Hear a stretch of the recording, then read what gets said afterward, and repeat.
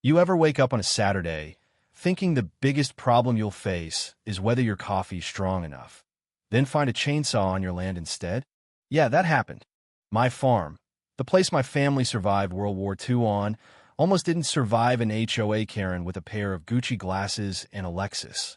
She stood there, arms crossed, smiling like she'd just won the lottery, while 3 generations of Sullivan sweat collapsed into sawdust at her feet. And you know the crazy part? She really thought I'd just take it, smile, nod, let her walk all over my father's promise that Sullivan land stays Sullivan land. But she didn't know I'm the kind of farmer who plans for storms, and my dad left a little something on that old oak tree. A quiet set of eyes, a camera that caught every single second of her trespass. Let me back up a sec. I'm Garrett Sullivan, 46, former construction engineer, and the third Sullivan to run this patch of dirt since my granddad bought it in '52. When Dad passed, he made me promise to keep it Sullivan land, and I gave him my word. I figured the hardest thing would be wrangling cattle. Not wrangling neighbors, but let me tell you, nothing prepares you for the kind of neighbor who shows up with a chainsaw and a board meeting agenda. The day it all started, the sound hit me at 6:15 a.m., sharp and way too close for comfort. Chainsaw blades screaming so loud the walls of the old farmhouse rattled. I yanked on boots, laces be damned, and tore through the mist toward the eastern fence line. That fence was my father's pride. Old oak posts, hand-set, the real deal. By the time I got there, 3 posts were down, sawdust hung thick as fog, and in the middle stood a woman dressed like she'd lost her way to a boardroom. Cream blazer pressed slacks, chin high, not a fleck of mud on her, and a look that said, I own this place.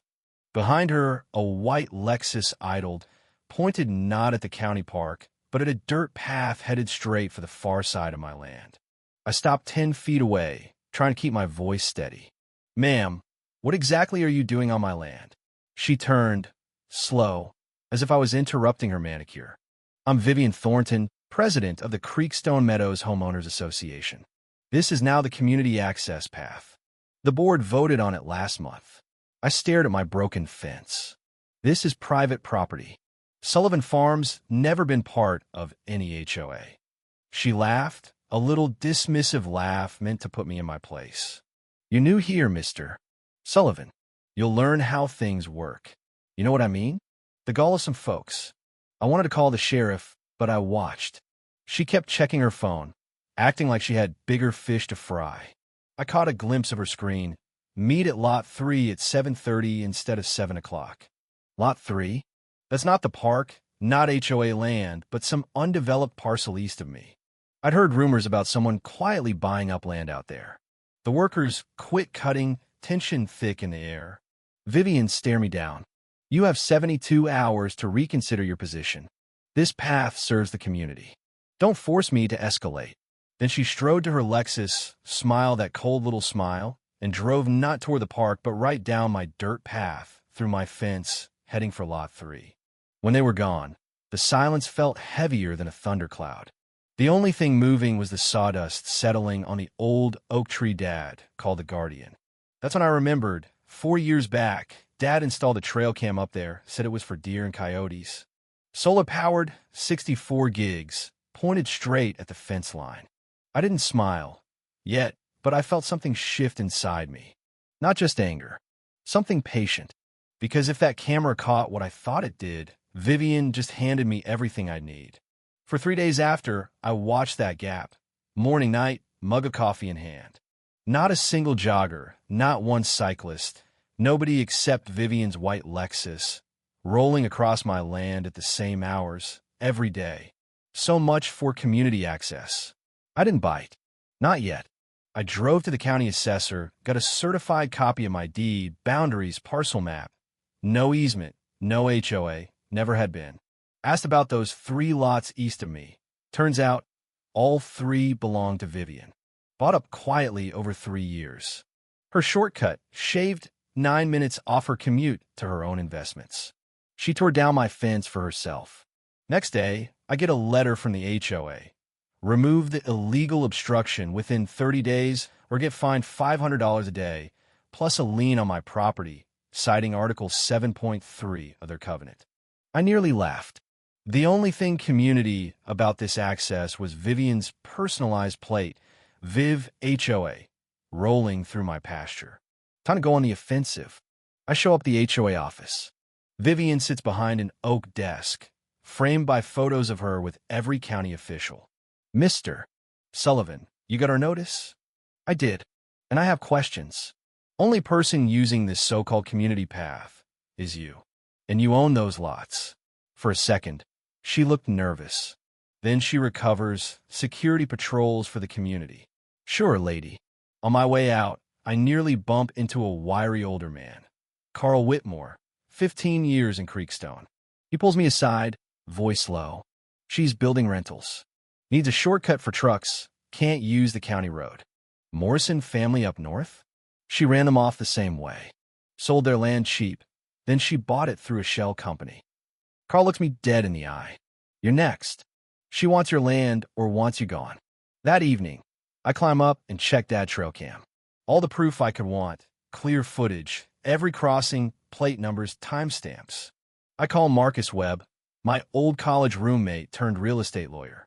He hears the whole story, goes quiet, then says, Garrett, this is criminal trespass and fraud. Let her keep digging her grave, but document everything. You're about to hand her the shovel. 7 days of footage, 14 crossings, always the same car, always Vivian. No community, just one queen on a private shortcut. I back everything up, cloud, hard drive, dad's old gun safe. Meanwhile, Vivian turns up the heat. My bank calls, a lien request from the HOA, refinance frozen. HOA suspends my non-existent amenity privileges. She's choking me financially, playing games most folks would quit over. I talk to Walter Jennings, Creekstone's oldest resident. He tells me Vivian's project is worth $1.8 million, but she can't get trucks in via County Road 7. Too narrow. My land is the only way. She's pulled this before, using harassment, fines, fake community votes, until folks sell out. He says, she's a predator. You're her new target. That night, I get a copy of her building permit. She claimed an easement on my property months before the chainsaw. Not a mistake. Premeditated theft. Then comes the character assassination, community posts painting me as the villain, the guy blocking critical paths, hurting property values. Dozens pile on. One says I should be forced to sell for the public good. Marcus says, she's moving faster than I thought. That permit's a smoking gun. She declared an easement that doesn't exist. Fraud. That post. Defamation. Let her keep going. Every move's another nail in her coffin. Now I see something new on the footage. Vivian brings a contractor, shows him the land, measures things right on my property. Not just trespass, but using my land to plan her whole operation. I call the sheriff. Deputy Osborne comes out, reviews the footage, and tells me, you've got enough for a restraining order, but let's wait until she gets a formal notice. If she keeps going, it's willful trespass, more serious. Marcus digs up more covenant amendments with forged signatures, including one from a woman who died 6 months before the date. Vivian handles all filings herself, no oversight, no checks. The more I look, the deeper the rot goes. I talk to more Creekstone folks, Carol, Dennis, each with stories of fake fines, intimidation, retaliation. We build a coalition, install more cameras, lock down everything. 2 days later, Vivian's back at dawn, bolt cutters in hand, with a hired goon. She waves a paper, claims an emergency order. I record the whole thing. She demands I turn off my phone. I hold my ground, and the worker backs down. Vivian storms off, but the padlock's already cut, the barrier hanging open. Sheriff's back out, files a report. Deputy says, quarterly HOA meetings coming up. These things come to a head in public. He's not wrong. Attacks ramp up. Feed supplier suspends me. Equipment dealer too. Bank freezes funds again. Vivian is calling everyone, trying to squeeze me out, break me financially, so I'll sell. Marcus finds her rezoning application. She claimed primary access via Sullivan Farm months before on an official government form. If she used that to get loans, that's federal fraud. Dennis checks with old-timers. Nobody ever heard of this community path before Vivian started using the term. County Park is nowhere near my field. The whole thing's a lie to mask her development shortcut. We prep for the HOA meeting. Marcus files suit, trespass, vandalism, defamation, fraud, interference with business. Dommage, $127,000, plus punitive. County gets the forged amendment and fraudulent applications. Now it's criminal. Vivian gets served, and she calls me, spitting fire about lawyers and connections. I tell her to talk to my attorney, then hang up. The community is buzzing. Carol calls. Vivian tries to cancel the meeting, bar me from attending. Nobody will help her. Walter says she ruled by fear. But you fought back with proof. Tomorrow, folks see what happens when intimidation fails. That night, I walk my fence, remembering my dad's words. Land isn't just dirt, it's identity, it's honor. In less than 18 hours, it'll be time to put all the evidence on the table. Meeting day, community center's packed, biggest crowd in years. Deputy Osborne's by the door. Vivian tries to skip open forum, but Dennis Porter isn't having it.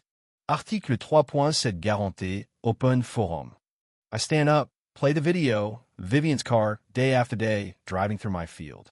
Map overlay, my land, her lots, County Park nowhere near. Rezoning document, easement through Sullivan Farm, never granted, never asked.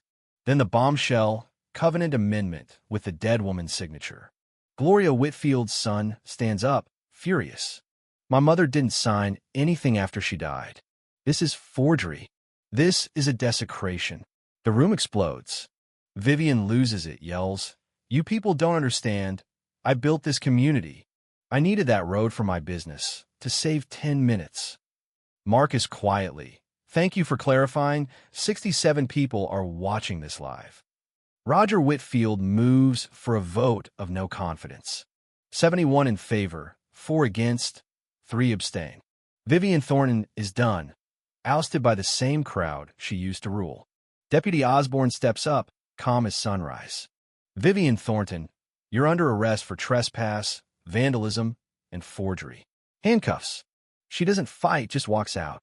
The room erupts. Relief, tears, applause. Folks line up to shake my hand, share their own horror stories. Mailboxes fined, landscaping fees, threats, and humiliation. All from one woman's thirst for power. 8 weeks later, she pleads out, 18 months probation for forgery, pays restitution, loses everything. Development lots, husband, reputation. HOA audits find $31,000 in bogus fines, all refunded. New president, new rules. The Sullivan fence gets rebuilt, 6 feet tall, red oak, concrete footings, plaque on the gate. Sullivan Farm. My land, my rules. Open farm day, real community, real neighbors, honest questions, handshakes at the gate. People who respect boundaries are always welcome. Those who don't, well, they'll meet my lawyer. That night, I find my dad's old note. The camera on the oak isn't just for deer. Someone's been eyeing the east corner for years. The Sullivan Farm does not retreat. He knew. And now, standing by that new fence under a sky full of stars, I know too. Boundaries exist for a reason. When someone tries to cross them, you push back with proof, patience, and the law.